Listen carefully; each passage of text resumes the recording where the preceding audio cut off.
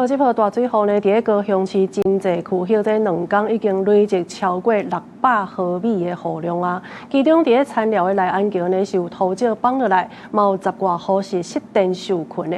公所早起已经派怪手去抢修啊。另外呢，这高雄市区的道路也出现真济土坑，有怪手要去修理，煞跋落土坑内底。 区公所派来怪手，当咧抢修道路，伫高雄田寮内安桥这搭山脚，23下晡3、4点，熊熊有大量的土石放落来，甲规个道路冻掉咧，连电火条拢倒去，内底有10外户居民失电受困，公所早起就赶紧派人来抢修。电线一定拢断电啊，台电的拢来断电啊，呀。啊，即摆内底阁有偌济？差不多30个人，10几户。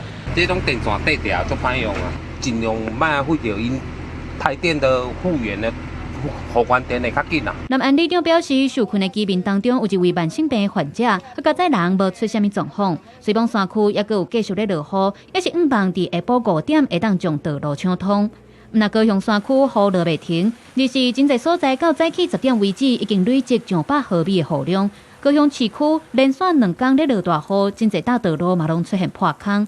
伫前镇的广西路，这搭破坑有3公尺长、2公尺宽、2公尺深，现场派怪手来处理，结果这怪手虽然落入去破坑内底，抢修作业就要暂停。一片汪洋啊，真正一片汪洋，在阮斗门口口。主管的电报社区也因为落大雨，23开始淹水，所以因为当地抽水机无油，社区全咧做大水，上悬淹到大人胸坎。洗衫机那拢倒落来，规个冰箱那拢倒落来。啊，你昨淹到差不多偌悬？ 哦，因讲这个哦。你长关时就是抽水机歹，佮无柴油啦，要发佮无柴油通发啦。6点外，佮再只抽水机入来啊。好佳在有里民赶紧去灌柴油来，互抽水机会当赶紧运作。电报社区则无佮继续愈淹愈悬。